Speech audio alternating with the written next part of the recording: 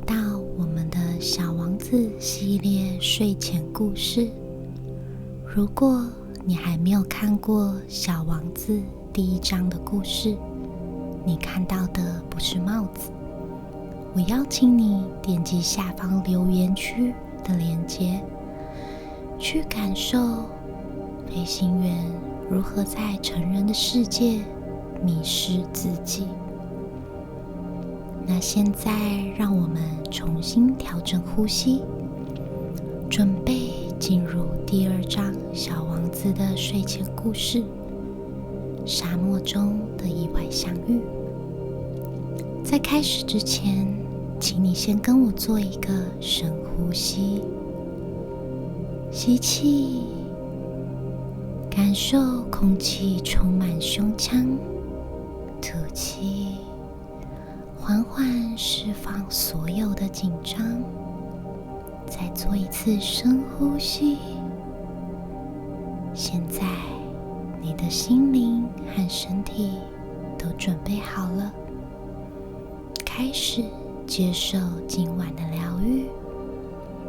你还记得吗？上一章里，那位飞行员已经在成人的世界里活了很久。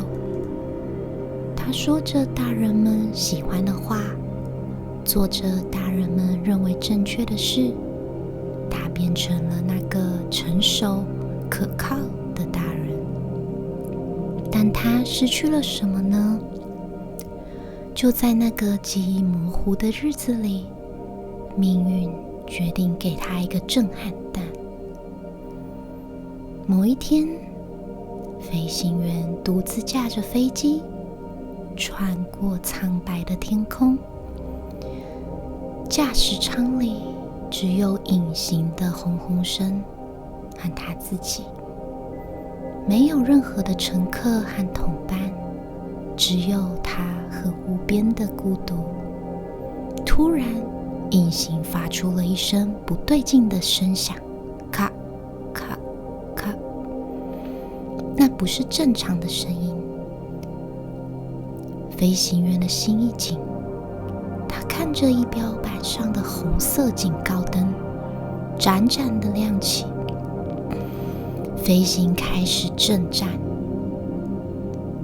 开始失控，开始向下坠落。在那一刻，飞行员终于感受到什么叫做真实。不是那些虚幻的成人世界的现实，而是赤裸裸无法回避的真实。他可能就会这样离世。飞机带着尖锐的声音砸向了撒哈拉沙漠。在滚滚的黄沙里，飞行员活了下来，但他面临的是另一种死亡，缓慢的、无声的绝望。周围没有任何的机师，也没有任何的乘客，只有他一个人。他必须独自面对这场生死攸关的挑战。更糟的是，他携带的水只能勉强维持1个星期。他看向四周无边无际的沙漠，这里任何一个方向都只有黄沙，没有树木，也没有建筑，更没有人类的踪迹。在这天地之间，好像就只有他一个人。这个时候，他感到比任何时候都还要孤独。第1个夜晚，飞行员趴在冷硬的沙子上，并抬起头来，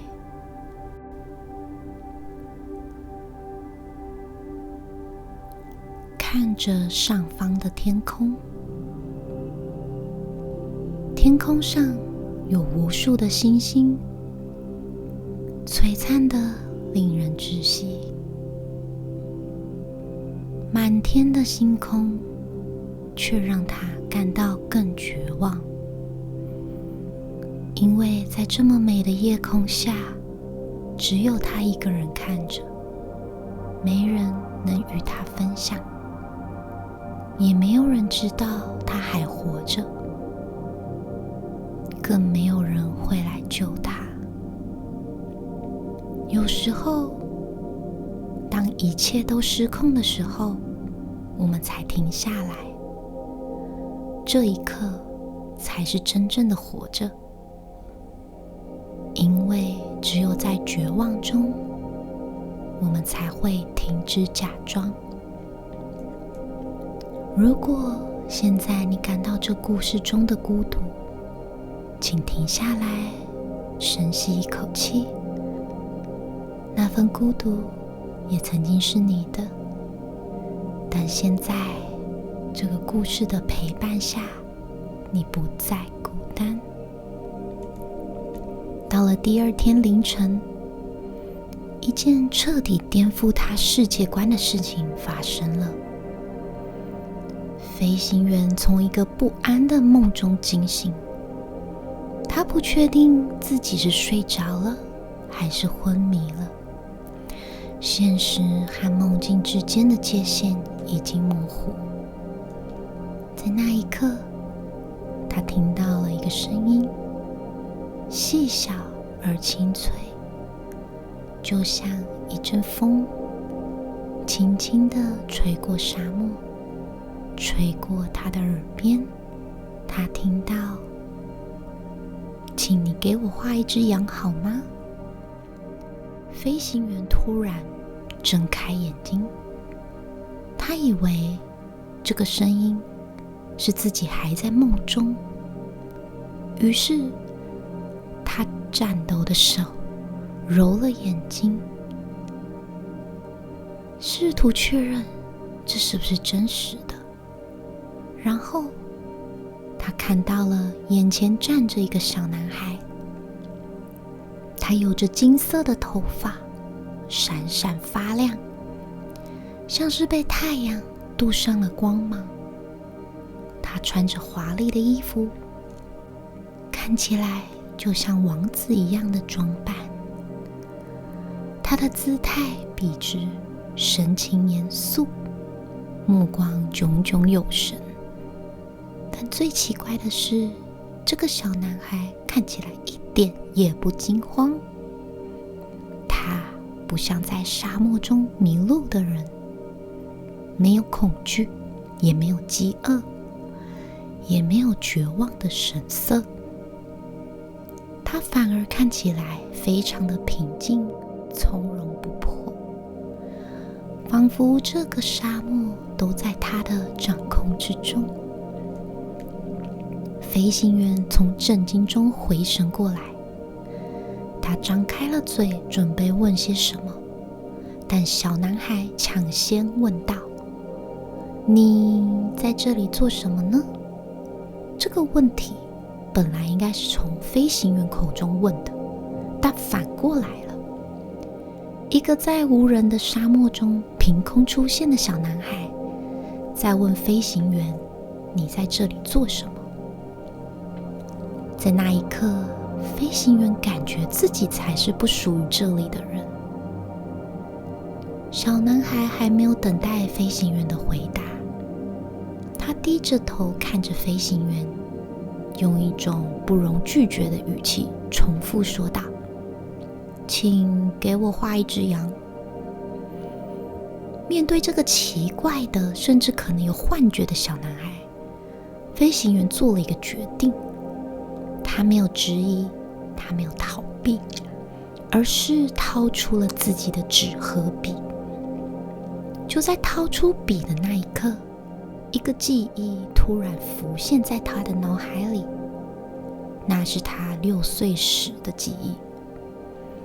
那幅画，那条吞象的巨蟒，那个被大人否定、被标签为帽子的作品，那个失落了几十年的梦想。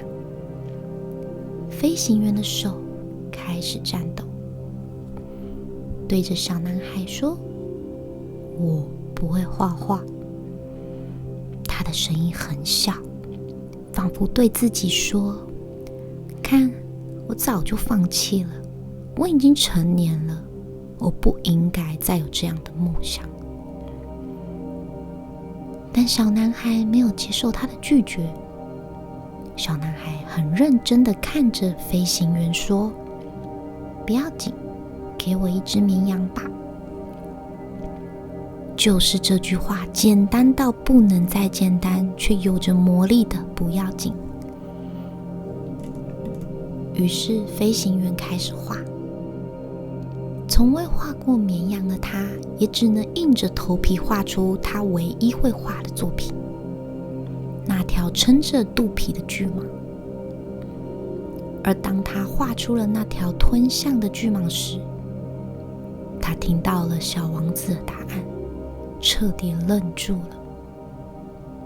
小男孩说：不，我不要吃了象的蟒蛇。接着小男孩继续说：蟒蛇是很危险的，而且大象太大了，我住的地方很小很小，我要只绵羊，给我一只绵羊。飞行员这时候终于意识到，这个孩子不是在拒绝他，而是在告诉他：我看到你的巨蟒了，我理解你，但我现在需要的是一只羊。于是飞行员开始画了第一只羊。他聚精会神，用尽所有的想象力，画了第一只羊。但小男孩看完后摇摇头说：这只羊已经病得很厉害了，再画别的吧。于是飞行员又画了第二只羊。但这一次小男孩很可爱地说：这不是绵羊，这是公山羊，你看它头上有2个角呢。飞行员听了，又重新画了第3只羊。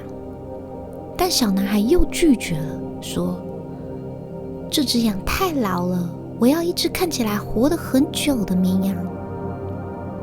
一次又一次拒绝修正在时，飞行员开始感到不耐烦。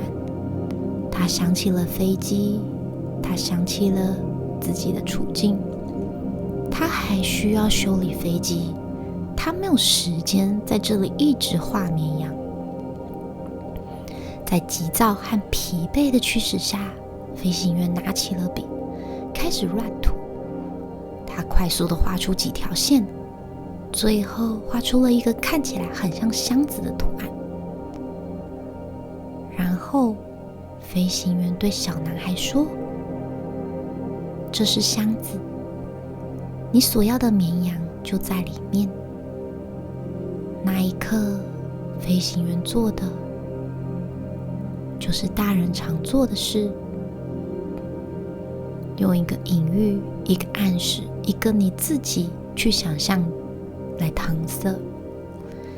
但最让人惊讶的是，小男孩看了这幅画后，脸瞬间绽放出光彩。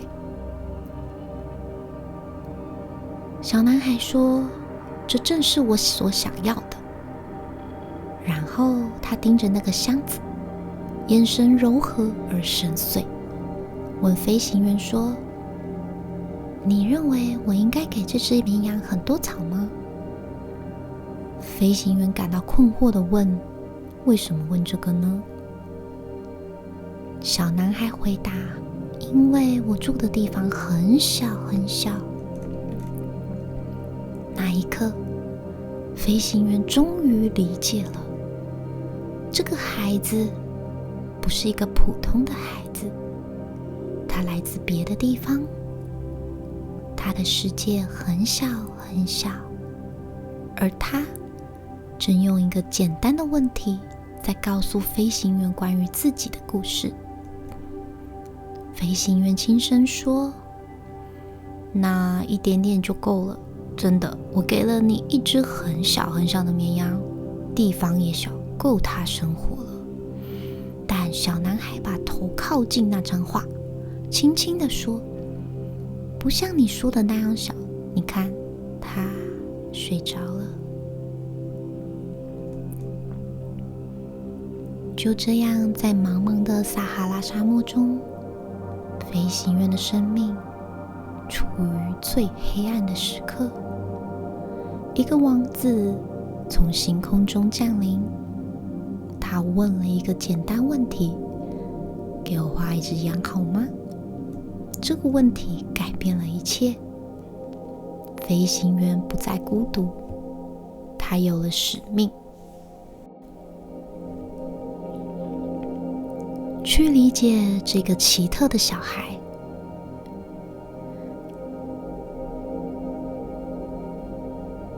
而小王子也在这一刻找到了他苦苦寻找的东西，一个能看见他、能听见他、能为他停下来的人。他们互相拯救了彼此。一个失落了童心的大人，和一个失落了故乡的王子，在沙漠中相遇。也许我们迎接的每一次意外，都是生命在问我们：你愿不愿意停下来？你愿不愿意再看一次剧吗？你愿不愿意为某个人画一只羊？当小王子一眼识破飞行员的巨蟒图时，他不仅仅是看懂了一幅画，他更是看见了飞行员被尘封已久的内心和童年的梦想。对于飞行员来说，小王子是他孤单人生中第一个真正愿意去看见他箱子里面的绵羊的人，也呼应了我们第一章的故事。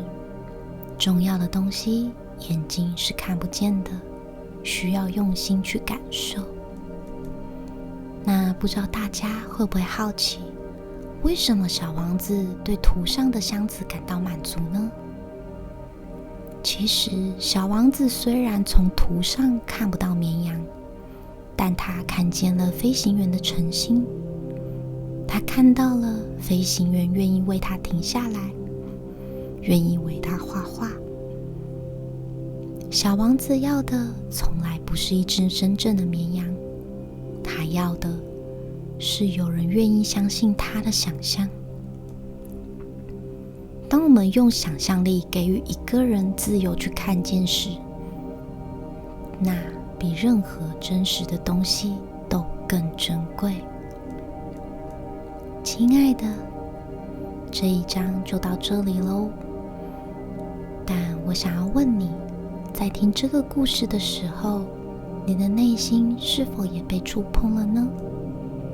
也许你正在扮演飞行员的角色，你也在某个沙漠中，你也感受过飞机故障的绝望，也许是失业、失恋、失去方向，而你也像飞行员一样，在努力地修理飞机，而不是停下来看星星。又或者你在等一个小王子出现，你在等一个人问你，你在做什么呢？你在等一个人对你说，为我画一只羊吧。那个最简单最纯粹的要求，都在提醒着你，你的存在是有价值的，因为有人需要你的想象力。最后我想对你说，无论你是谁，无论你现在在哪里，你的巨蟒没有被遗忘，它一直在那里等待被看见。某个地方有人正在问，你愿不愿意为我画一只羊？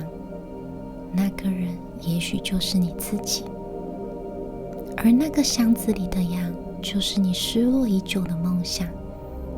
它一直在睡着，等着你再次拿笔。现在，让我们一起做最后的深呼吸。深吸一口气，吸入这个故事的温度，想象着你就是沙漠中的飞行员，一个王子即将出现在你的生命里。也许你已经遇到了，他可能是你的孩子，你的朋友，你内心的声音。